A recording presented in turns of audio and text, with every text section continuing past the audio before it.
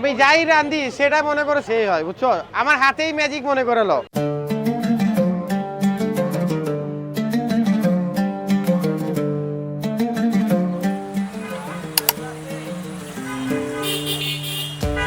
हटो हटो तुम हट जाओ, हट के रहो। हम अभी टच नहीं करोगे, हम बना ले रहे।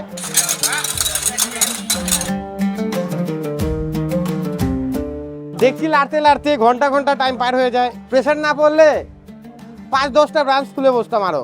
এগুলো নিজে করি তো, অন্য কারো থেকে করাইলে কোয়ালিটি এটা থাকবে না। এটা স্পেশালিটি, অনেক মাংস থাকে, আমরা ছোটকাল থেকে এখানে খাই। স্যুপটা ভালোই হয়েছে।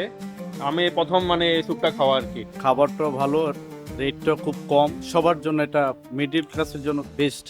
স্যুপের যে টেকনিকটা, বানানোর যে টেকনিকটা ভালো। ঢাকা শহরে অন্যান্য যারা ফুডকার্টে যারা স্যুপ বিক্রি করে তাদের তুলনায় ওর স্যুপটা কিন্তু একটু অন্যরকম, যার ফলশ্রুতিতে ওর কিন্তু খুব সিরিয়াল ধরে খেতে হয়।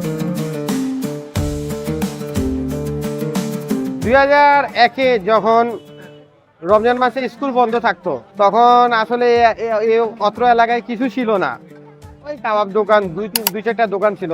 তখন আর কি রমজান মাসে স্কুল বন্ধ থাকতো, এই শখ করে স্যুপ তো আমি জানি কিভাবে বানাইতে হয়, এই শখ করে আমি ভাবলাম 1 মাস বসে থাকবো, একটু দোকান দিয়ে দেখি বেচা কেনা করতে পারি কিনা। এই 1 মাস থেকে লাগানোর পর দেখলাম যে না, মোটামুটি ভালো একটু রেসপন্স পাচ্ছি। আর 1 মাসের শখ রইলো না। ওরা পড়ালেখার পাশাপাশি আমার দোকান আবার থাকতো, মাসের 30 দিন খোলা থাকতো। পড়াশোনাও করতাম, ব্যবসাও করতাম। এই থেকে শুরু আমার ব্যবসা। প্রথম 10 বছর তেমন চলতো না, কিন্তু অনেক পরিশ্রম করে গেলাম, হার মানি নেই, বুঝছো? এই 2010-এ গিয়ে আল্লাহ মনে করো আমার ভাগ্য ফিরাইছে। এই 2010 থেকে মনে করো নওশাদ নাম মানুষ চেনা শুরু হইলো, এভাবে আমার ব্যবসা শুরু।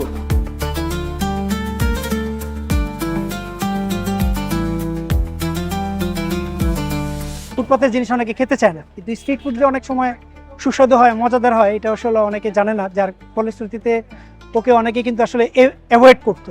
আসলে ও যখন দোকানটা নেয় তখন ওর ব্যবসার পরিসরটা তখন একটু বেড়ে যায়, আর তখন আসলে লোকজন আসতে শুরু করে। অন্যান্য রেস্টুরেন্টে গেলে এই স্যুপটা নিবে আপনার মিনিমাম 200 টাকা, আর এখানে নিচ্ছে সে 60 টাকা। সেই অনুপাতে সবার জন্য এটা পারফেক্ট। এখানেই খাচ্ছি 12 বছর। আর ফ্রেন্ড সার্কেল নিয়ে আসি খাওয়ার জন্য, 2 বছর যাবত খাচ্ছি। হ্যাঁ, ফ্যামিলির জন্য পার্সেল কোনো সময় নেওয়া হয়। কাছাকাছি এখানে সবাই আসে কম বেশি, আর অনেকদিন ধরে পরিচিত, সবার কাছে পরিচিত, আর টেস্টটাও ভালো, যার কারণে সবাই আসে।